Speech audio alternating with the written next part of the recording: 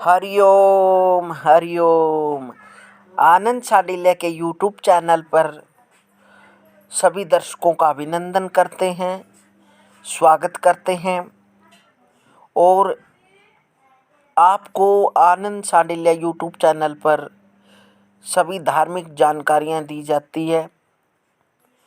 और यदि आपने आनंद साडिल्या यूट्यूब चैनल पर अनेक जानकारी देखनी है तो यूट्यूब चैनल सब्सक्राइब करें, शेयर करें और लाइक करें।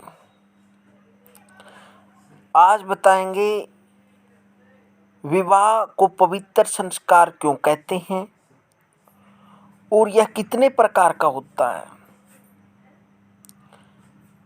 वेदों का कथन है कि दो शरीर, दो मन, दो हृदय और दो प्राण तथा दो आत्माओं का मिलन पवित्र संस्कार होता है। विवाह केवल एक दूसरे के शरीर का उपभोग करने के लिए नहीं होता, बल्कि जीवन भर एक दूसरे के सुख दुख, हंसी खुशी आदि का एक दूसरे से तालमेल होता है।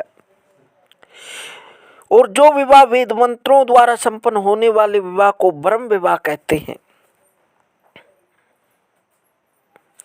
भारतीय संस्कृति में अनेक प्रकार के विवाह प्रचलित है।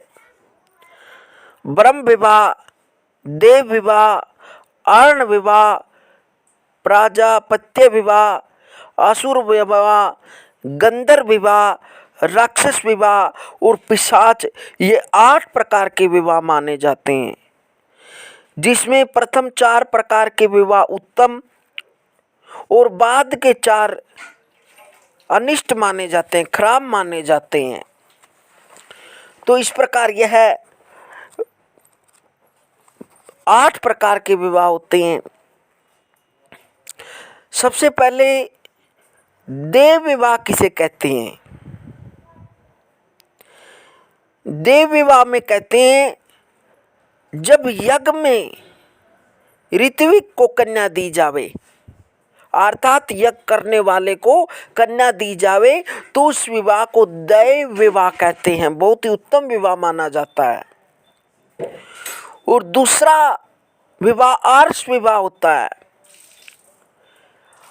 आर्ष विवाह जब 2 गायें लेकर कन्या को दें, उसे आर्ष विवाह कहते हैं।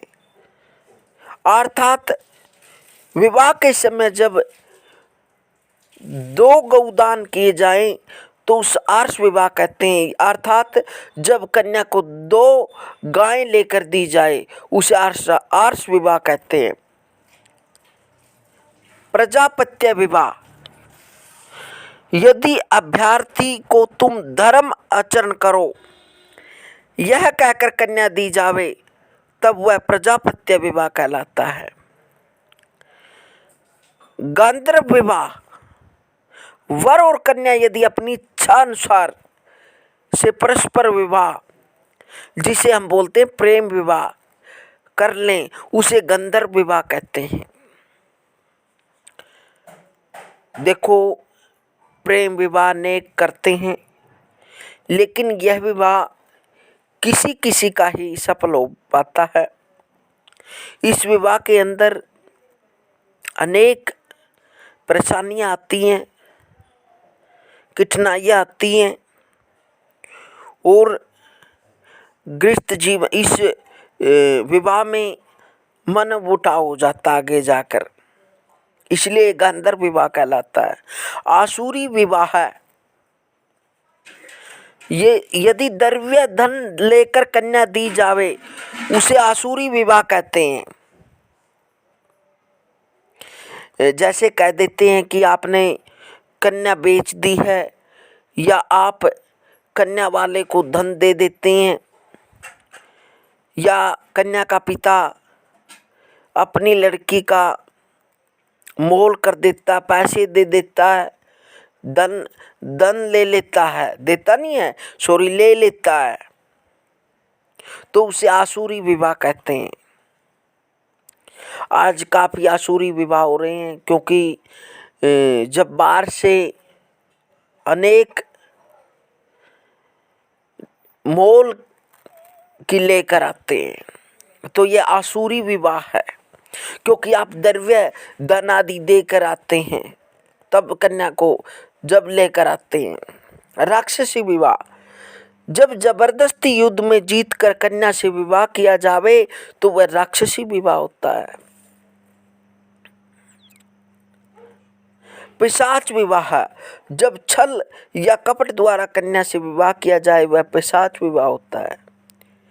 छल कपट उसे मानते हैं जैसे हम अपने कारोबार को बड़ा दिखा देते हैं या झूठ बोल देते हैं, या हम अपने लड़के को बोल देते हैं कि अच्छी नौकरी पर लगा हुआ है, सरकारी नौकरी पर लगा हुआ है, लेकिन वो ऐसे लगा नहीं होता, या ज़मीन कम है हम ज़्यादा बोल देते हैं, तो वो क्या है, पिशाच विवाह है। क्योंकि छल या कपट द्वारा कन्या से विवाह, वो छल और कपट किया है आपने, उसे पिशाच विवाह बोलते हैं।